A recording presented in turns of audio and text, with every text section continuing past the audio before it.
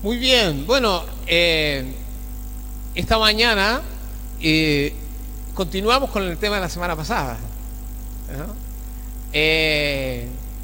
Una de las cosas que siempre me ha traído preocupación es por qué no se producen los cambios, ¿sí? O cómo es esto de que vivimos como siempre en el mismo lugar, ¿sí? Y yo esta mañana creo que el libro de Santiago, en el capítulo número 1, donde nos toca la lectura y el devocional de hoy, y donde es la prédica, ustedes saben que vamos predicando conforme el devocional, o sea, el domingo toca ese pasaje, ahí predicamos, pero parece a propósito, en realidad, es como que si nosotros lo hubiéramos organizado a propósito, pero no es a propósito, es simplemente estaba ahí. Si usted lo mira, la agenda del año pasado, cuando se la entregamos, ahí estaba, y no estaba organizado, pero es como si estuviera a propósito organizado. ¿Cuántos se acuerdan de qué hablamos el domingo pasado? ¿De qué cosas hablamos? Esfuérzate en la gracia, ¿sí? Muy bien. ¿Y qué decíamos? ¿Qué dijimos? ¿Qué cosas dijimos?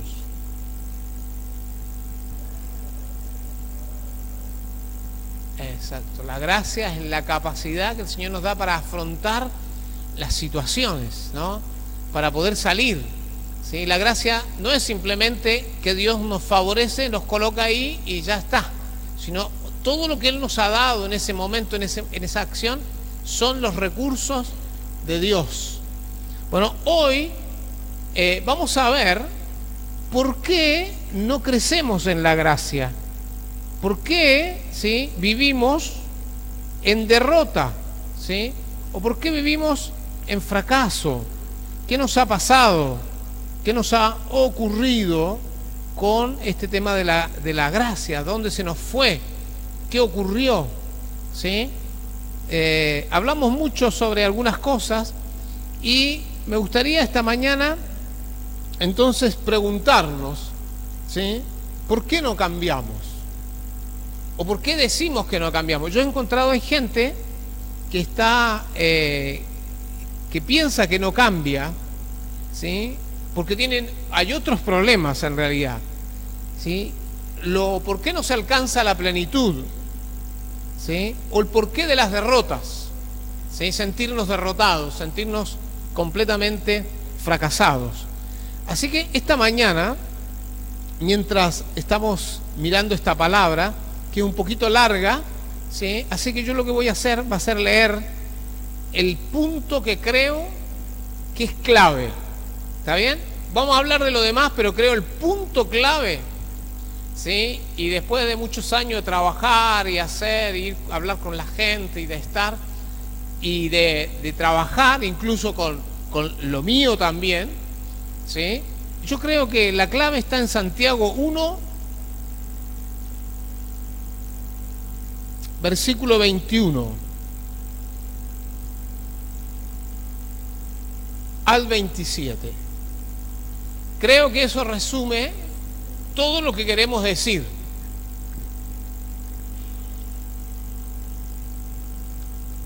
Dice la palabra, por lo cual,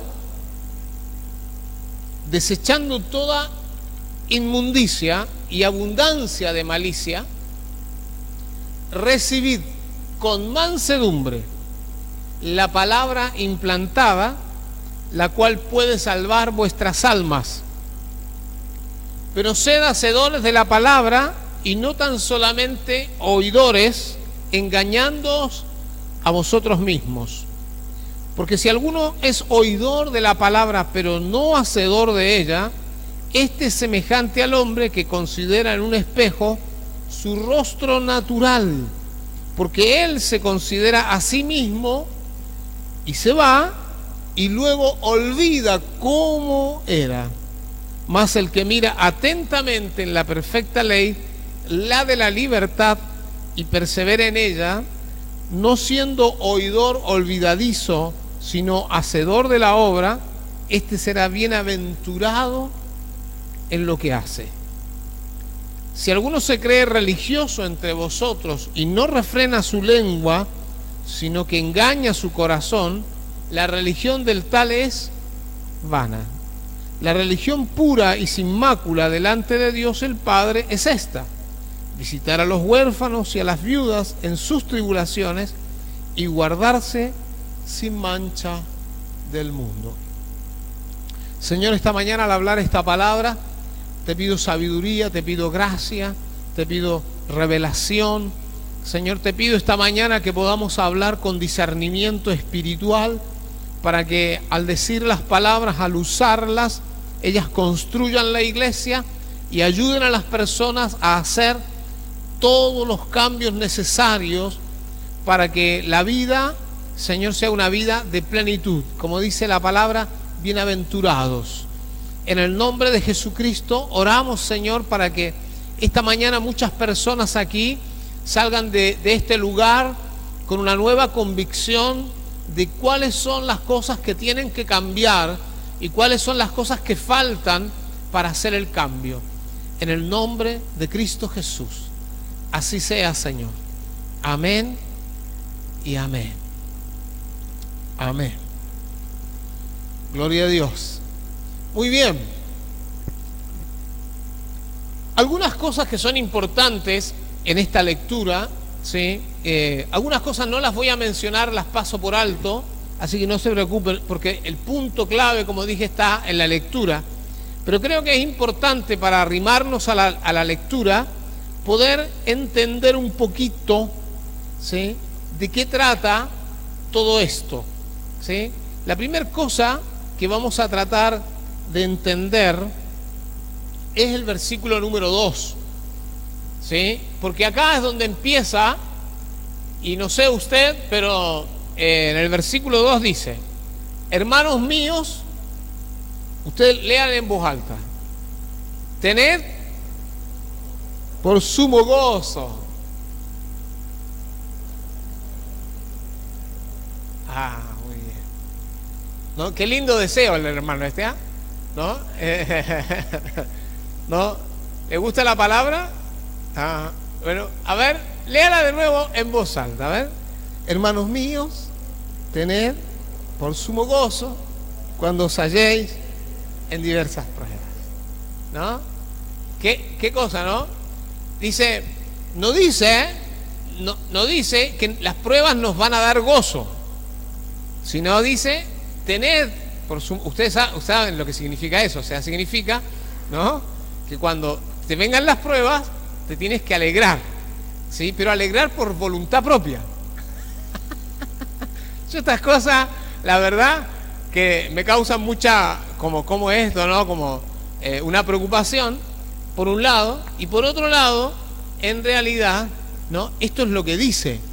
Entonces, no es como yo pienso, ¿sí? Yo siempre pensé, y yo creo que ustedes también han pensado lo mismo, que cuando yo viniera al Señor, ¿sí?, primero que todo, el Señor no te iba a probar, ¿sí? O sea, no iban a venir más pruebas, se terminaba todo.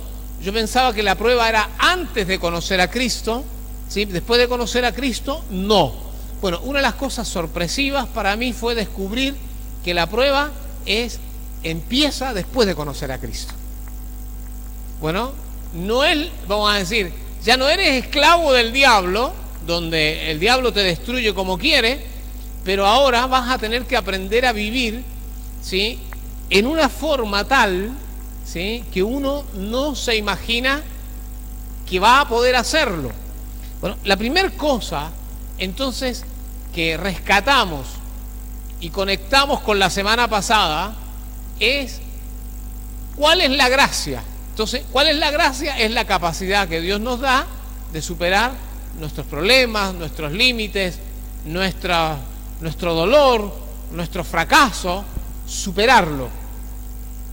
¿Cuál es el primer elemento de la gracia, vamos a decir así, que usted tiene acá para superar los problemas? El gozo, ¿no? El salmista decía, el gozo del Señor es mi fortaleza, ¿sí? El gozo del Señor mi fortaleza es. Así que esta mañana, ¿sí? Yo sé cómo se siente usted, ¿no? Con respecto a la vida, con respecto a los problemas. ¿Se siente gozoso? Bueno, entonces tiene que ponerle onda. Bueno, o sea, estoy diciéndolo así en términos... ¿Calor? ¿No? Yo me vine muy abrigado. Bueno, uno de los problemas y esto es algo que repetimos muchas veces, uno de los problemas básicos del cristianismo es que el cristianismo no tiene disciplina.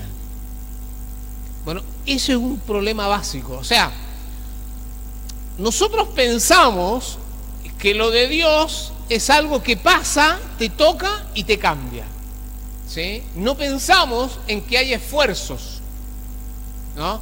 Por supuesto, la Biblia está llena de eso. Mira que te mando que te esfuerces y que seas valiente. No temas, no desmayes. No, por supuesto, nosotros lo sabemos de memoria.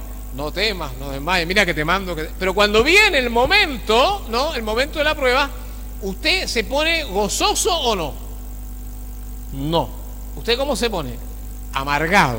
Se entristece, ¿sí? Nosotros somos felices, yo decía la semana pasada, con 3 cosas básicas: salud, dinero y amor. Más de eso no pedimos. Mientras haya todo eso, o falte eso, bueno, ahí está todo mal. Entonces nosotros esta mañana tenemos que empezar a darnos cuenta que dice la Biblia, cuando se hallen en diversas pruebas, ¿sí? ¿Qué tienen que tener ustedes? Ténganlo por sumo gozo, ¿no? Eso a mí, ¿sí? Eso a mí me genera una sensación de 2 aspectos, ¿sí? Lo correcto, que me gusta, ¿no? Que me gusta, cuando digo que me gusta, espiritualmente me gusta. Y la otra, un sentido de injusticia. ¿Cómo me van a pedir a mí que cuando yo esté mal y cuando las cosas anden mal, yo esté contento? ¿No se da? ¿No? Es un sentido como injusto. Porque yo estoy pasándola mal, no la estoy pasando bien. Y si la estoy pasando mal, es totalmente injusto que se me pida gozo. ¿Está bien? ¿Está de acuerdo conmigo, no? ¿Es injusto o no? ¿Es injusto o no? Bueno, pero no es injusto. Eso es lo terrible. Es lo que corresponde. Ahora, esto mismo tiene que ver con qué cosas, con las bienaventuranzas. ¿Se acuerdan ustedes que alguna vez yo les he predicado sobre este tema, las bienaventuranzas, el problema de las bienaventuranzas? Uno no puede entender la bienaventuranza mientras está en el dolor, ¿sí? Ahora, ¿en el dolor puede haber gozo? Sí que puede haber gozo. ¿En la prueba puede haber gozo? Sí que puede haber gozo. Usted no tiene recursos, usted no tiene nada de recursos, ¿y usted puede tener gozo? Sí que puede tener gozo. Bueno, ahora la pregunta es, ¿por qué no tengo gozo? ¿Sí? ¿Por qué no se produce el gozo? ¿Sí? Bueno, vamos a tratar de ir viendo por qué. ¿Qué es lo que produce en realidad el gozo? O sea, es como que hay cosas que están más arriba y hay cosas que están más abajo. Hay cosas que están construidas sobre otra cosa. ¿Sobre qué cosa está construido el gozo? Bueno, y acá vamos a entrar. 2 cosas. Sabiendo que la prueba de vuestra fe produce paciencia. Entonces hay 2 cosas más abajo. ¿Qué está más abajo? ¿La paciencia o la fe? ¿Qué es más fundamental? ¿La paciencia o la fe? ¿Ah? Estamos entre la fe y la paciencia. La fe. Porque lo que se prueba, ¿qué es? ¿Qué se prueba? La fe, no la paciencia. ¿Está bien o no? La prueba de la fe, ¿qué produce? Paciencia. Y por lo tanto, la paciencia va a producir ¿qué cosa? Gozo. Entonces, ¿qué tengo un problema de qué tengo un problema de fundamento? Entonces, si yo tengo fe, como consecuencia de la prueba de mi fe, va a venir ¿qué cosa? La paciencia. ¿Y la paciencia qué va a producir? Gozo. O sea que yo tengo un problema. En el fondo, cuando no tengo gozo, ¿cuál es mi problema? Fe. Qué cosa, ¿eh? Qué cosa terrible, ¿no? Muy bien. Ahora, fíjense ustedes, ¿para dónde va todo esto? ¿Por qué no nos puede producir el gozo? O sea, ¿qué es lo que está pasando en nuestra vida con la prueba? ¿La prueba qué está haciendo? Está descubriendo nuestras falencias. Bueno, la primera falencia que va a descubrir la prueba es la fe. La fe. ¿Está bien? La prueba, ¿qué va a producir en mí? El descubrimiento de la fe, ¿no? Y como consecuencia se va a ver ¿en qué? En el gozo. ¿Está bien o no? ¿Vamos bien? O sea, cuando usted le falla la fe, usted inmediatamente es afectado en el gozo, porque el gozo está basado en la fe. Ahora, ¿para dónde va todo esto? En el versículo 4 nos va a hablar de qué es lo que se está tratando de cambiar. ¿Sí? ¿Qué es lo que se está tratando de cambiar? Se está tratando de cambiar el carácter. Los seres humanos, por carácter, no son pacientes. ¿Sí? ¿Quién de ustedes es paciente desde que nació? ¿No? Los pacientes. ¿Alguno de ustedes es paciente desde que nació, no? Yo no conozco a nadie paciente desde el nacimiento, ¿sí? O sea, todos nosotros, la paciencia es algo que se adquiere. Es algo, ¿y con qué se adquiere la paciencia? Con los problemas, ¿sí? Y aprendemos a través de los problemas a ser pacientes. Yo no sé si usted un día pensó que se moría de impaciencia, ¿no? Que le agarraba un ataque al corazón, que se moría, que dice ¿hasta cuándo, no? Y no podía soportar, no podía esperar, hasta que tuvo que aprender a esperar. Entonces la prueba produce paciencia. Pero el problema de la paciencia, y acá es donde aparece lo otro, cómo la gracia de Dios trabaja, ¿sí?, en nosotros, es que la paciencia va a producir dos cosas fundamentales. O sea, la prueba se prueba la fe, pero con la prueba de la fe se produce paciencia y la paciencia produce gozo. Y el gozo y la paciencia van a producir dos cosas maravillosas. Una se llama perfección y la otra se llama cabalidad. Cabalidad. ¿Sí? Perfecto. Señor, seáis perfectos. La palabra perfecto tiene que ver con la idea de maduración, bien desarrollado. ¿Sí? O sea, ¿se acuerdan ustedes que alguna vez hablamos sobre esto de cuál era el propósito eterno de Dios? Era parecernos a Cristo Jesús. ¿Sí? Y todos nosotros vamos caminos a parecernos a Cristo Jesús. Por lo tanto, tenemos que alcanzar maduración y tenemos que estar bien desarrollados. Y para que pase eso, ¿qué tenemos que afrontar? Todos los problemas. ¿Amén? O sea, mientras más problemas usted tiene, usted debería decir, gracias, Señor, por tantos problemas. Porque ahora sí se va a probar ¿qué cosa? Si soy parecido a ti, si voy en camino a eso.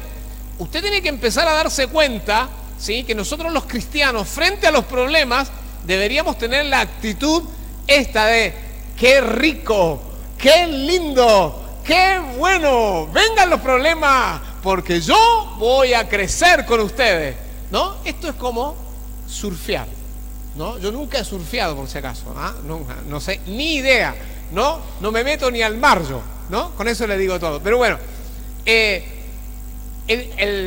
que surfea, la mejor oportunidad para él, ¿cuándo es? Cuando vienen las olas. Y las mejores olas, las más grandes, son las mejores.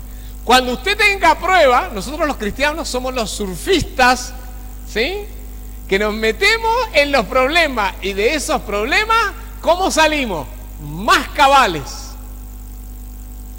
más centrados, más equilibrados, ¿sí? Menos desesperados. Así que para nosotros los problemas son... Yo quiero los problemas. ¿Por qué? Porque a mí me gustan los... Hay gente que cree que uno está loco. No, pero es así como usted, ¿qué hace? Usted aprende cómo superar problemas. Y los problemas superan ¿qué cosa de nosotros? El problema del carácter. Porque a nosotros no nos damos cuenta cuánto nos juega en contra ¿qué cosa? El carácter. Bueno, así que la primera cosa es la idea de perfección. La otra idea es de cabal, o sea, de ser una persona entera e íntegra. ¿Sí? Y esta persona entera e íntegra es alguien que está completo, que no le falta parte ninguna. ¿Sí? Que está completo, está lleno. ¿Sí? O sea, fíjense ustedes lo que va a arrojar la prueba. Personas completas y capaces. ¿Sí? Así que usted no le tenga miedo a las pruebas. ¿Sí? Esta mañana usted tiene que decirle a la prueba: pruebita, has venido para desarrollarme. ¿Está bien? Dígale usted a la pruebita esta mañana: pruebita, has venido para desarrollarme. Yo me voy a desarrollar contigo, pruebita, y vas a pasar y yo voy a salir de acá, ¿sí? Cabal y completo, ¿no? Y encima de todo, prueba, no me vas a quitar la alegría de la vida, porque voy a pasarla con alegría. No hay muchos amén, ni glorias a Dios, pero bueno. Bueno, pero a mí me gustaría esta mañana que usted entendiera esto, porque es clave. O sea, ¿quién decide entonces el gozo? Nosotros. Yo sé que esto es durísimo, porque uno está acostumbrado a que el gozo depende de las buenas noticias. Bueno, una cosa es la alegría y otra cosa es el gozo. La alegría es cuando alguien viene y me cuenta algo lindo y yo me alegro. ¿Sí? Eso es alegría. Pero el gozo es algo que yo elijo. Ahora, ¿cuál es el problema de todo esto? ¿Qué es lo que se está tratando de corregir en el fondo de todo? ¿Sí? ¿Cuál es el problema más grave de todo esto? ¿Sí? Es esto de que nosotros no pedimos. ¿Sí? Nosotros para afrontar la vida necesitamos algo que se llama sabiduría. ¿Sí? Ahora, la sabiduría, fíjense ustedes, es un don de Dios. La sabiduría, ¿qué es lo que no necesita? ¿Qué es lo que no necesita la sabiduría? Prueba. No necesita situaciones difíciles la sabiduría. La sabiduría o usted la tiene o no la tiene. ¿Está bien? ¿Y cómo se obtiene la sabiduría? Pidiéndola. Pida sabiduría. ¿Cómo usted pediría sabiduría esta mañana? Usted dice: a mí me falta sabiduría. ¿Cómo pediría sabiduría? Yo quiero escuchar a alguien que pida sabiduría. ¿Cómo pediría? Claro, pero quiero escucharlo, a ver. No. Bueno, nadie quiere sabiduría, no sé. Los hermanos en internet, ustedes, ¿cómo piden sabiduría? Si usted le dice al Señor: Señor, dame sabiduría, mucha sabiduría. No, pídale sabiduría. ¿Cómo se pide sabiduría? Con ganas, ¿no? Con deseo, con intensidad, ¿sí? Con fuego, con ardor, con llanto, con lágrimas. Usted dice: dame sabiduría. Señor, yo te pido sabiduría, porque si yo te pido, tú me das. Bueno, no necesito pasar por la prueba, pero necesito sabiduría para pasar la prueba y para aprender de las cosas de la vida, ¿sí? Porque si no, nunca aprendemos. Bueno, uno de los problemas básicos de las personas es que, bueno, hay dichos populares que expresan perfectamente todas estas cosas, ¿no? Por ejemplo, el hombre es el único animal que cae 2 veces en el mismo agujero. Y no solamente 2 veces, a veces hasta 10 veces en el mismo agujero. Nos comportamos de la misma manera cuando sabemos que la misma manera nos lleva al fracaso. Hacemos las mismas cosas. ¿No? ¿Nos falta? ¿Qué nos falta? Sabiduría. ¿Está bien? Entonces, si ustedes empiezan a darse cuenta de esto, van a empezar a darse cuenta de cuál es el problema. Acá está el problema. El problema es que nosotros pedimos, ¿sí? Y fíjense usted, nuestro carácter, ¿sí? Nuestro carácter tiene un problema. Gracias. Nuestro carácter tiene un problema. ¿Cuál es nuestro carácter que tiene el problema? Es el problema de la fe. Estamos llenos de dudas. Fíjense ustedes, o sea, ¿cuál es el problema básico de acá? O sea, la sabiduría hay que pedirla, pero nuestro carácter, ¿cómo es nuestro carácter? Lleno de duda. ¿Sí? Y el que duda, bueno, y acá nos plantea, ¿sí? ¿Cómo es el que duda? Es semejante a la onda del mar, que es arrastrada por el viento y echada de una parte a otra. No piense pues quien tal haga que recibirá cosa alguna del Señor. O sea, la sabiduría que la necesitamos, no la recibimos. ¿Por qué? Porque nos falta ¿qué cosa? Fe. Estamos llenos de dudas, ¿sí? O sea que entonces necesitamos urgente, ¿qué cosa? Fe.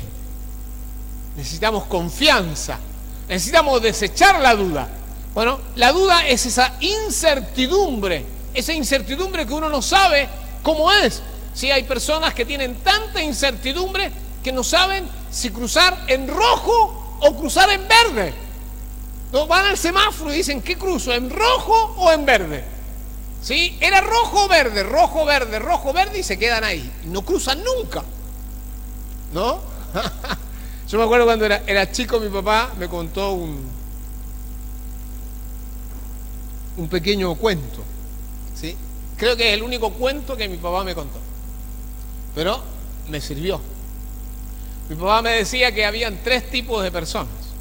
¿No? Había uno que decía, no quiero, no puedo y probaré. Entonces dice que no quiero, no puedo y probaré. Se colocaron en una sequía, ¿cómo sería? En un riachuelito. Y ellos se colocaron frente al lugar. Y mi papá me contaba y me decía, y fueron y tenían que cruzar. ¿Sí? Y no sabían cómo estaba. Entonces, por supuesto, no puedo. Dijo, no puedo hacerlo. No se puede. Y explicó, dio todas sus explicaciones. Y no quiero, dijo, no, yo definitivamente no quiero. Y probaré, ¿sí? Y dice, saltó. Y se embarró. Pero saludaba a sus amigos del otro lado. Bueno, o sea que muchas veces en la vida, ¿sí? La duda, ¿sí? Es nuestra mamá, vamos a decir. Es el todo de nuestra vida. Dudamos de todo, ¿sí? No emprendemos porque tenemos dudas. No hacemos porque tenemos dudas. No vamos porque está lleno de dudas. Y acá nos va a plantear algo, ¿sí? Que tiene que ver con esto de por qué la persona no tiene fe. ¿Sí? Es porque dice, el hombre de doble ánimo es inconstante en todos sus caminos. Versículo 8. Bueno, estoy tratando de ayudarle en este tema de la gracia, ¿sí? Para que usted empiece a entender.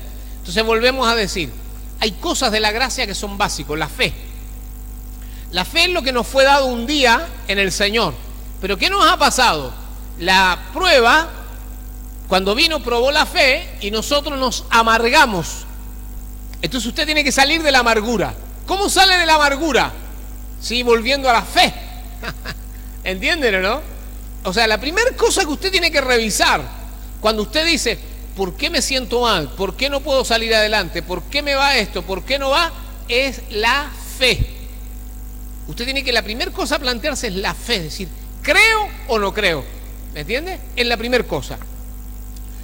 La persona de doble ánimo va a tener una característica que es inconstante, ¿sí? Recuerden esta palabra, ¿sí? Y mírese a usted mismo los resultados de su vida. La inconstancia. La inconstancia es, ¿sí?, esta idea de una persona que se esfuerza o es valiente, por ejemplo, bien arriba, un día, y después 364 días del año, nada. Así no se puede. O sea, ¿qué es la inconstancia? Es esa actitud que nosotros tenemos de intentarlo de vez en cuando. Intentarlo de vez en cuando. Esta es la persona inconstante en todos sus caminos. ¿Y por qué es inconstante? Porque tiene dos mentes. ¿Sí? Tiene dos mentes. Usted le parece raro, ¿no?, tener dos mentes. Pero hay personas que tienen dos mentes. Usted tiene que tener una sola mente. Una sola idea. Usted no puede andar con 2, 3 ideas, 4 ideas. ¿Me entiende? Usted tiene que seguir un camino. Esa es la clave de la constancia. O sea, usted hace una sola cosa. Usted sigue un solo proceso. Usted sigue un solo camino. Usted no puede hacerlo todo. Tiene que hacer una sola cosa. Dedicarse a una sola cosa, nada más. ¿Cuál es el problema de esto? ¿Sí? El problema de esto tiene que ver con esto de que nosotros necesitamos entender que para poder proyectarnos tenemos que salirnos de donde estamos. El versículo 9 nos lo muestra. Dice: el hermano que es de humilde condición, gloríese en su exaltación. O sea, acá tenemos un problema, ¿no? Dice, ¿cómo? El hermano que es de humilde condición, gloríese en su exaltación.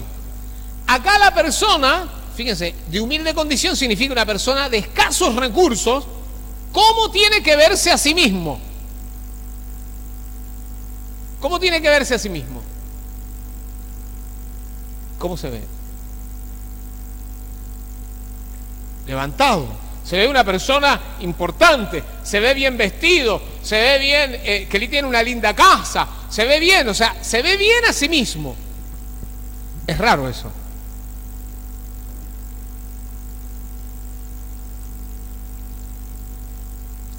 Y dice el que tiene riqueza, o el que se ve bien externamente, ¿qué dice? Que tiene que verse como una persona humilde. O sea, es como que tenemos que equilibrarnos. Ahora, ¿quién nos equilibra? Es la pregunta. ¿Quién nos equilibra? Nosotros. O sea que si somos desequilibrados, ¿quién nos hizo desequilibrados? Nosotros. Qué terrible, ¿eh? Pero ahora, ¿me entiende? O sea, a ver, Dios nos ha dado en la gracia la capacidad de ¿qué? De superar los límites. Entonces, cuando yo soy una persona de escasos recursos, ¿cuáles son los conflictos que enfrento? ¿Sí? Desvalorización, mala autoestima, ¿sí? Rechazo, dolor, amargura, escasez, sentimiento de inferioridad, incapacidad, soledad, temor, que no valgo nada, que no sirvo, y bla, y bla, bla, bla, bla, bla, bla, bla, bla, bla. Y sigue, usted sabe cómo es eso, ¿no? No termina más. Entonces esta mañana yo le digo una cosa a usted. Basta con eso.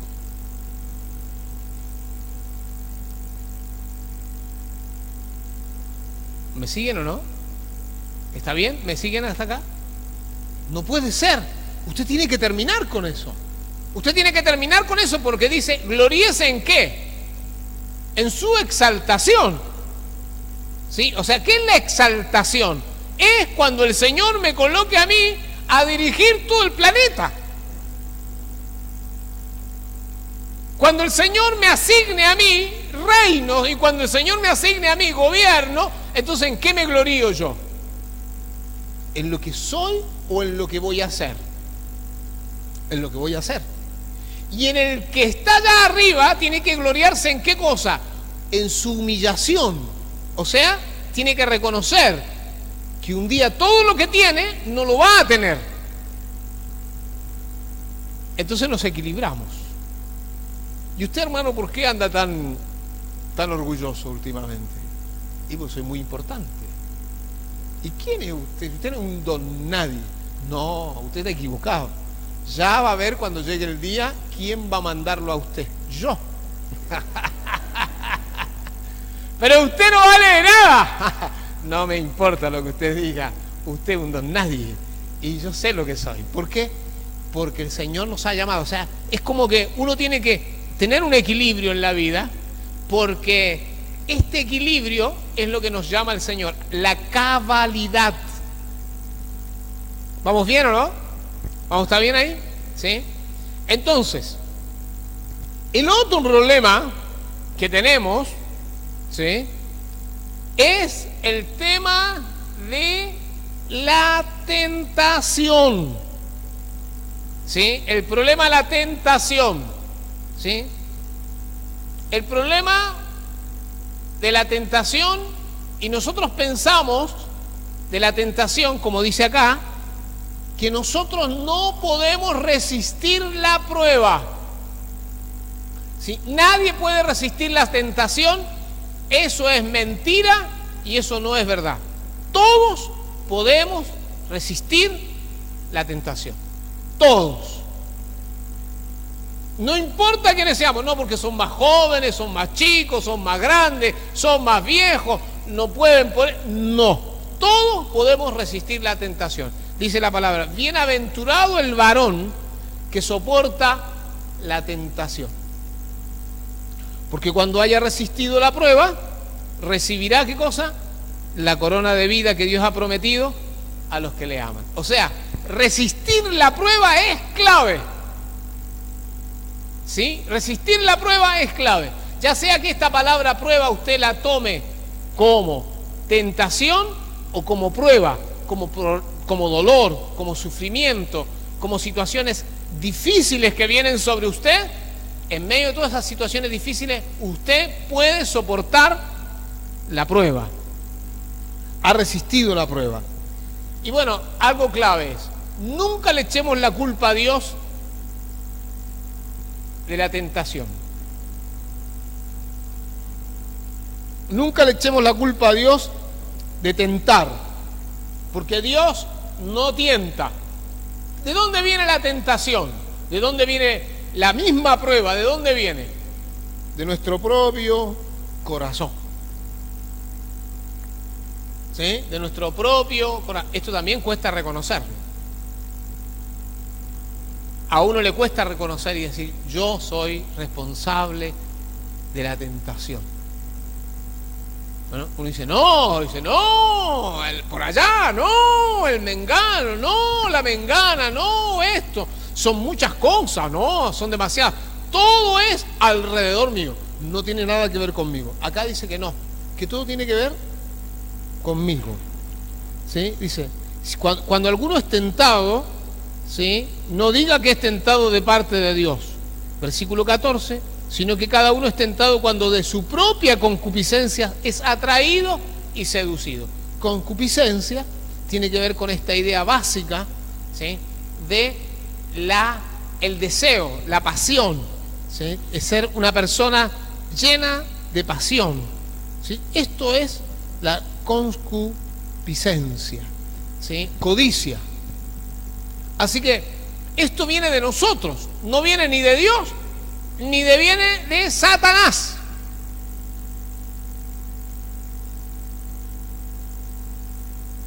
¿No? Está bien, ¿no? Parecía, ¿de dónde viene? De nosotros. ¿Y Satanás? Está, ya otro día vamos a hablar de él, pero el problema de la concupiscencia no es ni de Satanás, ni es de Dios. ¿Es de dónde? De nosotros, de nuestros deseos, de nuestras pasiones. Bueno, después Santiago explica, todos los problemas relacionales, matrimoniales, vienen de nosotros mismos.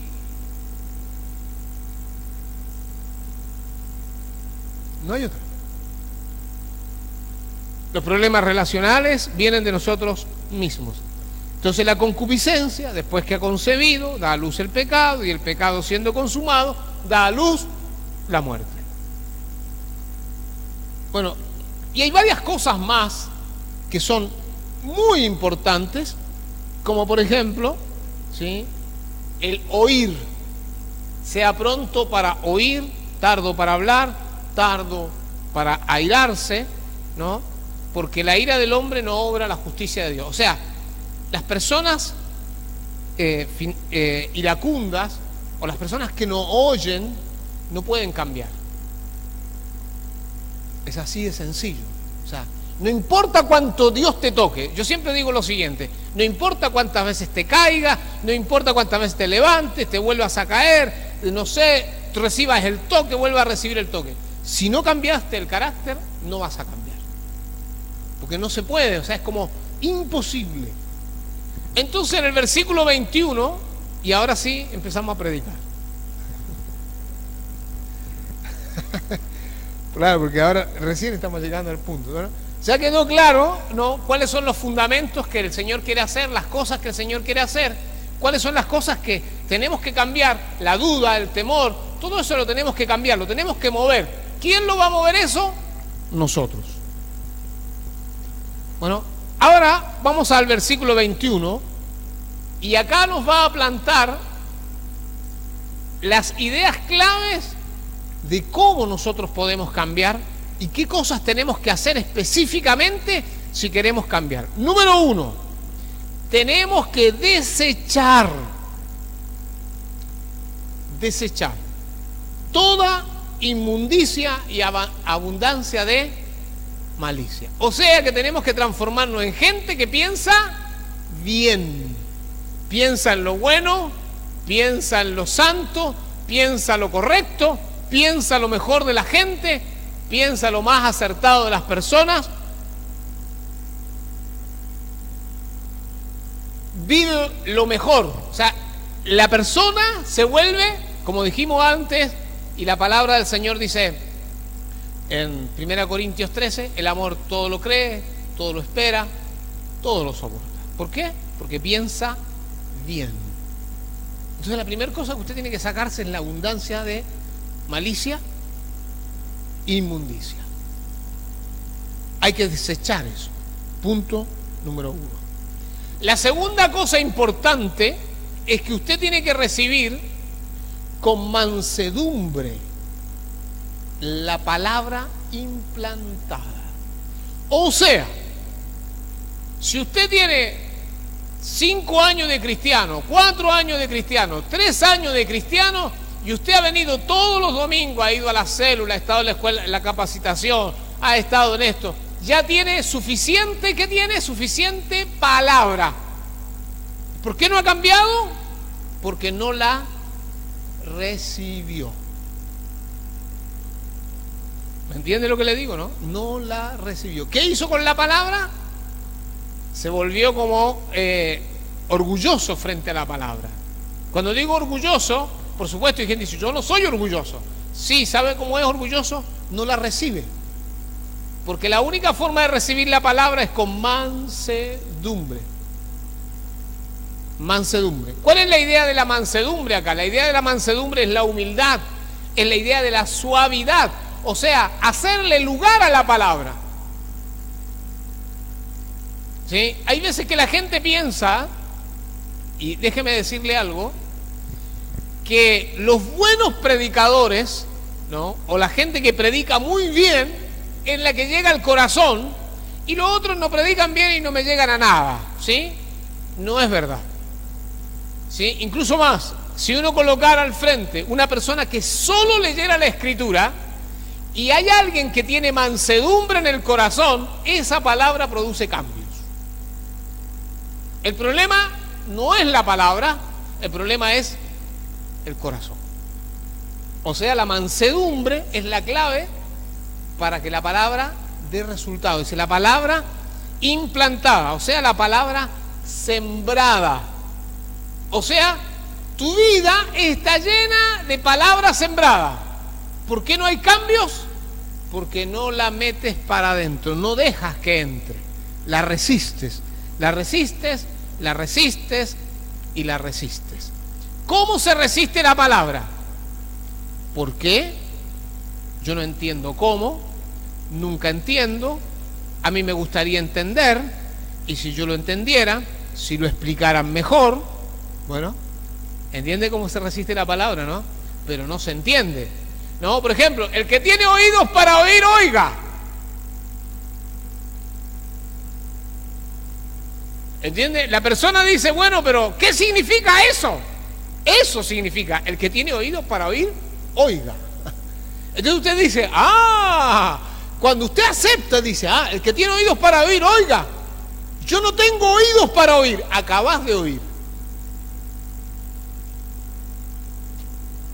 Pero usted dice, ¿qué significa? Y que me lo expliquen, porque yo nunca entiendo nada, porque parece que hablan en otro idioma, y parece que dicen, claro, porque así es, porque es lo mismo que estudiar matemática. Bueno, acá hay alguien que está estudiando ingeniería y lo ha estudiado también acá. ¿Qué? ¿No? Acá. Bueno, ¿cómo se aprende matemáticas?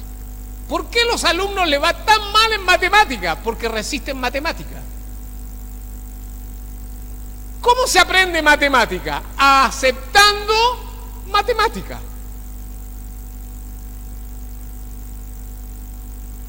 Porque nadie puede aprender, y si lo digo yo, era malísimo en matemática. Yo decía, a mí no me sale la matemática, y cuando yo veía la fórmula, una bronca me agarraba, menos entendía matemática, y yo decía, porque el profesor no sabe explicar matemática, me lo explicaba y no lo entendía, hasta que un día yo me coloqué con la matemática, y dije, todo lo que han aprendido, empecé a estudiar, y dije, no entiendo, pero horas me pasé, hasta que de repente me hizo clic la cabeza, clic la cabeza, clic la cabeza. Eso es lo que le tiene que pasar a usted, clic, ¿no?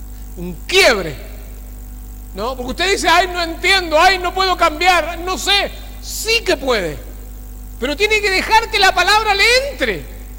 Ha estado luchando años con la palabra diciendo, ¿por qué no entiendo esto? ¿Por qué no entiendo lo otro? Si la Biblia dice, si crees, va a pasar esto, diga, si creo, va a pasar esto. Así es. Pero si usted sigue con esto, no entiendo, nunca va a entender nada, nunca va a poder hacer nada. Tiene que dejarse ser manso.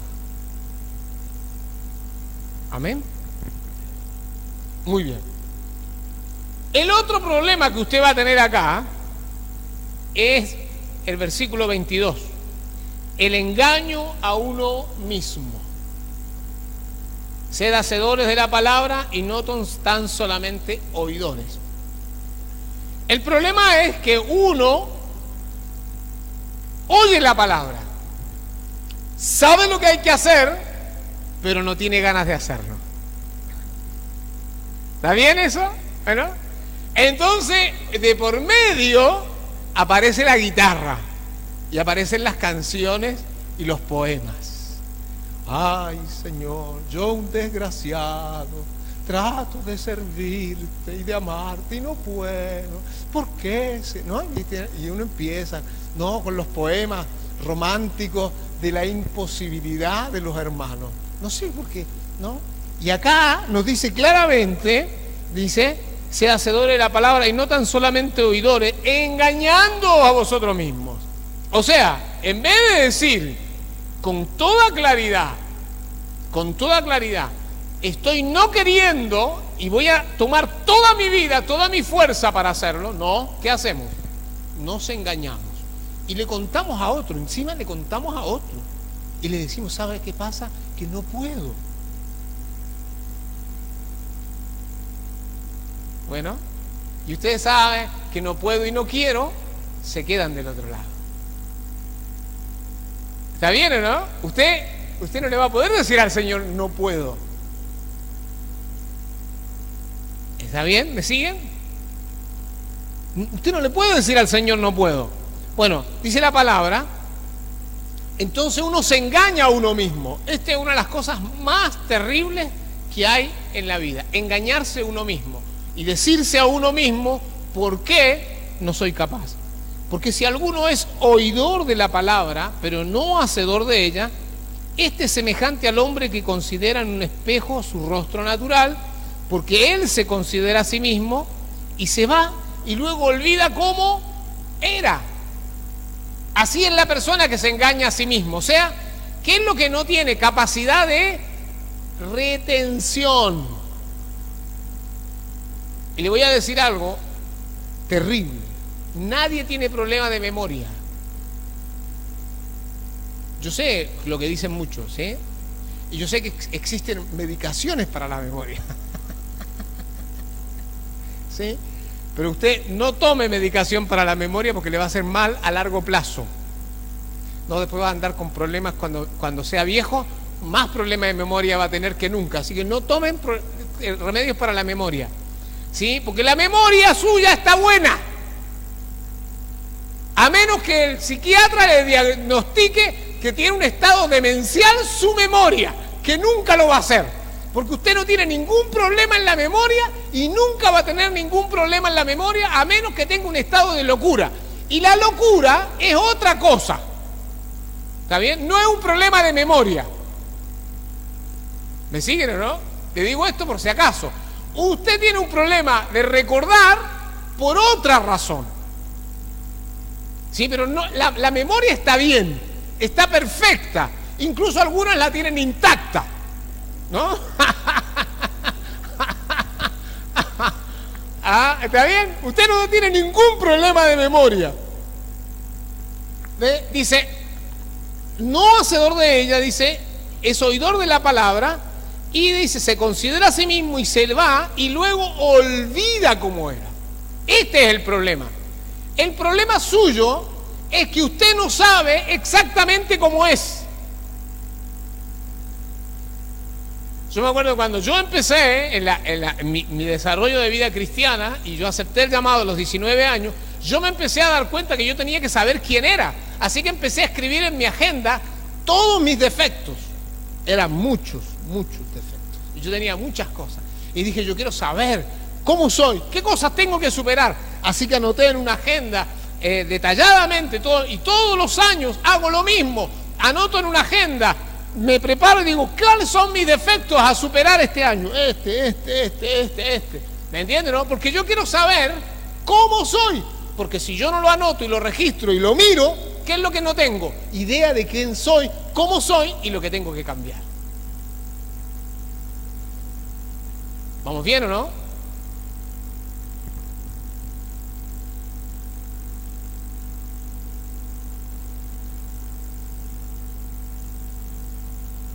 Entonces, el problema nuestro es que seguimos pensando que tenemos problemas de memoria, seguimos pensando que tenemos problemas de inteligencia. Hay gente que dice, yo no soy tan inteligente.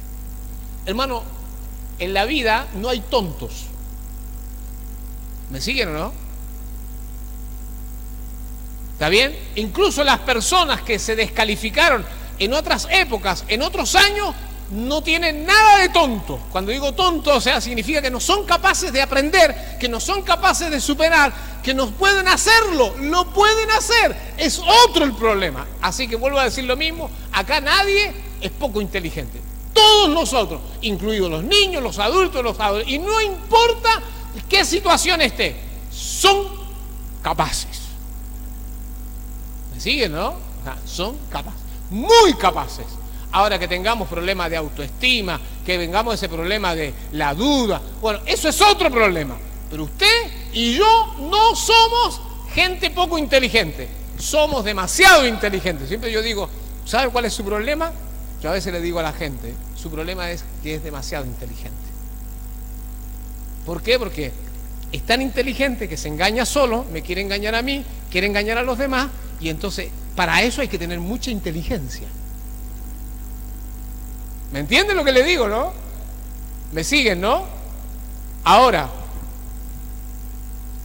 él se considera a sí mismo, se va y luego olvida cómo era. Entonces, vamos a mirar dos palabras esta mañana, más el que mira atentamente en la perfecta ley, la de la libertad, y persevera en ella.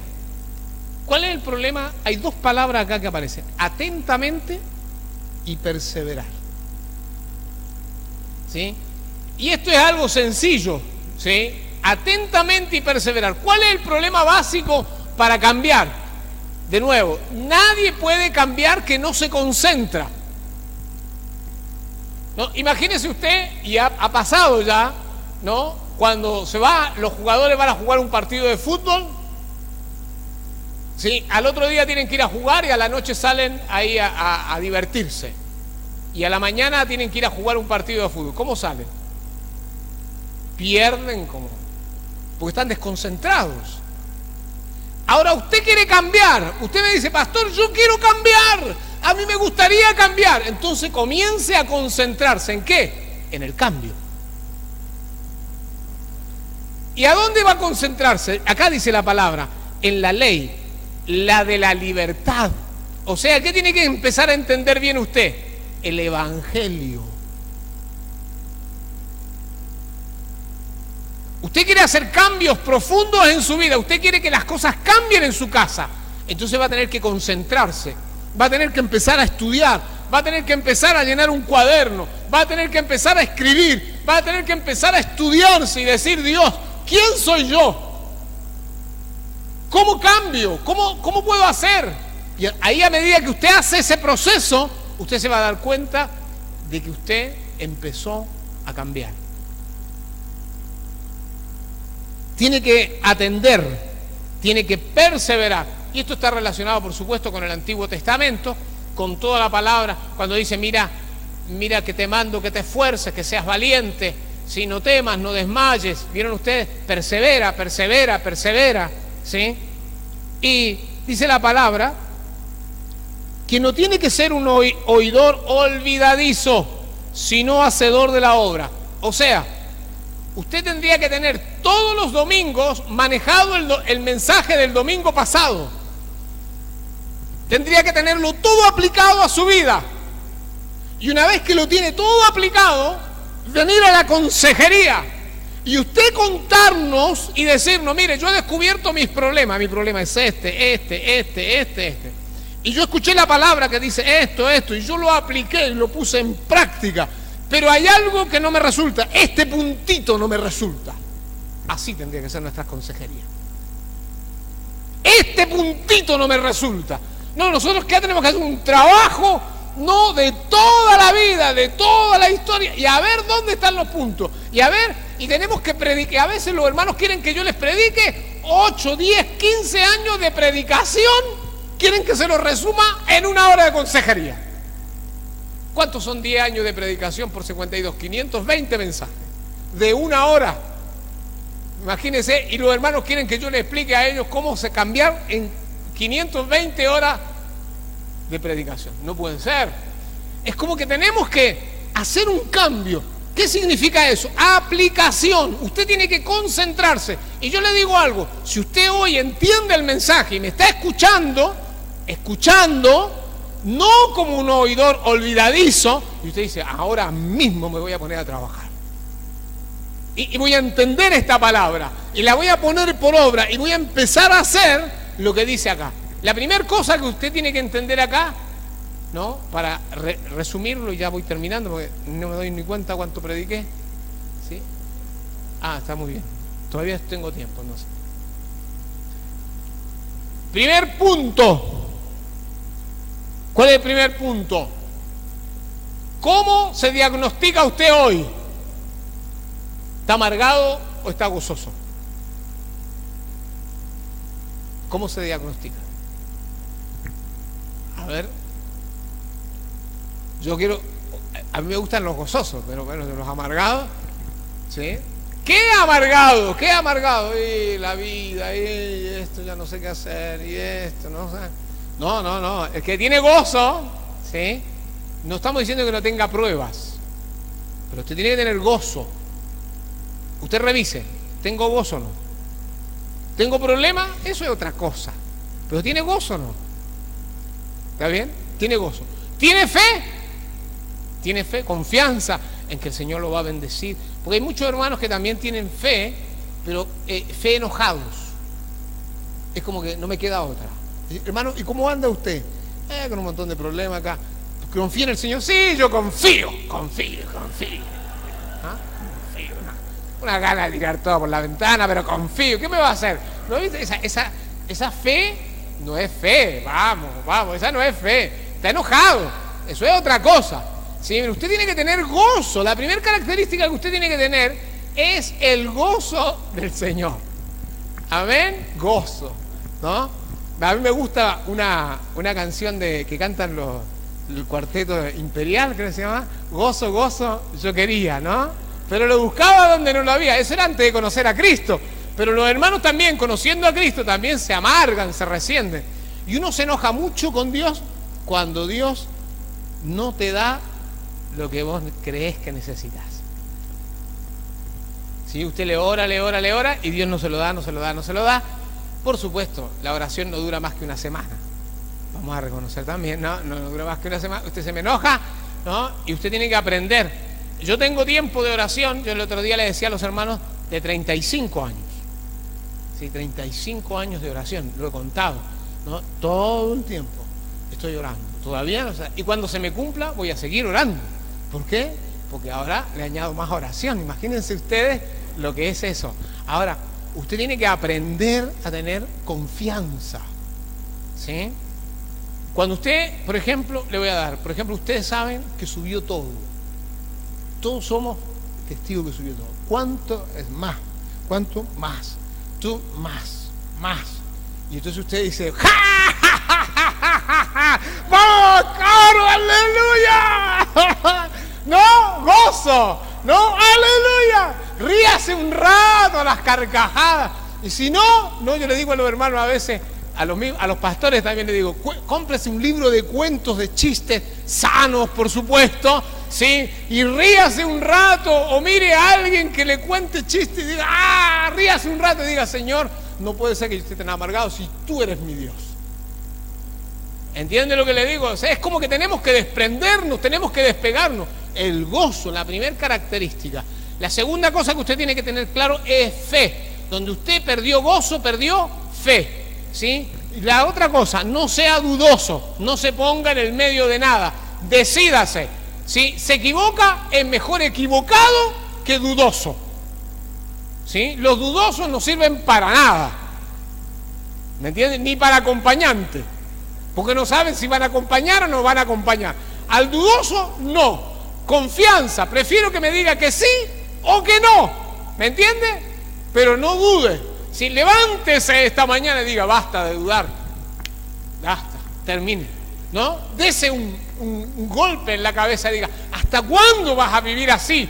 Hermano, hermana, ¿hasta cuándo vamos a vivir dudando, diciendo, ¿se puede, no se puede? Sí, me acuerdo que jugábamos nosotros cuando éramos chicos con un arbolito así del trébol, no sé cuánto creo que era, ¿no? Una cosa, me quiere mucho, poquito, nada. Y a veces me salía poquito, a veces me salía nada, dependía, ¿no? Y las hojas así me quieren. Y todos jugábamos y ahí siempre salía un resultado distinto. Entonces, hermano, por favor, tiene que haber un solo resultado en tu vida. Uno solo. ¿Cuántos resultados van a haber en tu vida? Uno solo, es parecerte a Cristo. Ese es el único resultado que tiene que haber en tu vida, ¿sí? Así que olvidémonos de eso. La otra cosa es, hay que enfrentarse a la tentación y hay que salir vencedor, ¿sí? Hay que vencer, ¿sí? Lo otro importante, y finalmente con esto yo voy terminando, es esta idea de la capacidad de concentración. Esto es el final. Usted tiene que tener una capacidad de concentración. Nadie estudia, aprende si no se concentra, ¿sí? Usted tiene que tener una capacidad de concentración. Usted tiene que ser capaz de decir, estoy mirando atentamente en la perfecta ley de la libertad. Estoy siendo una persona que persevera. Soy perseverante, ¿sí? Por eso que es tan importante esta mañana. Todos nosotros tenemos que ser personas perseverantes y personas atentas. ¿Sí? Y tenemos que dejar finalmente entonces que la palabra se plante en nosotros. Usted tiene mucha palabra. Amén. Tiene mucha palabra. Por ejemplo, si usted solamente viniera los domingos al culto y viene un año, ya tiene 50 mensajes. De 1 hora. ¿Sí? 1 hora. Son 50 horas de palabra. Si usted le permitió a esa palabra entrar, usted va a hacer grandes cambios. ¿Sí? Ahora, si usted no le permitió, no va a cambiar nada. Así yo creo esta mañana, mis hermanos, es la pregunta ¿por qué no cambiamos? ¿Sí? Está claro. ¿Por qué no cambiamos? ¿Sí? Así que yo le voy a pedir esta mañana que usted deje de echarle la culpa a los demás. Punto número 1. No culpe más a nadie. ¿Sí? Y mírese usted esta mañana y diga, Señor, yo me voy a proponer cambiar. Yo voy a concentrarme en el cambio. Yo voy a concentrarme en hacer las cosas que tengo que hacer. Yo siempre hago esto en medio de todo lo que hago, y yo siempre lo explico, y se lo explico incluso a otros, lo siguiente. Yo no me concentro en los resultados, me concentro en lo que tengo que hacer. Porque es como ir, por ejemplo, usted estar jugando a algo o hacer algo. Imagínese usted que la ama de casa se concentra en vamos a pensar en el pollo asado, ¿no? Y empieza a soñar, sueña despierta con el pollo asado, ¿no? Y se hace una imaginación de un pollito rico con, no sé, papitas y con cosas y con ensalada, ¿no? Y con, no sé, ketchup y qué sé yo, ¿no? Todo lo demás que le pone, ¿no? Y dice, ay, qué rico, qué rico, qué rico, ay, cómo me gusta un pollito así, ¿no? Y sueña. Y uno llega a la casa y el esposo le dice, vieja, dice que vamos a comer hoy un rico pollito asado. ¿Y qué le vas a poner? Le voy a poner tal cosa y tal cosa. Y entonces usted dice, y vieja, ¿y dónde estás cocinándolo? Y no, todavía ni lo he ido a comprar, dice.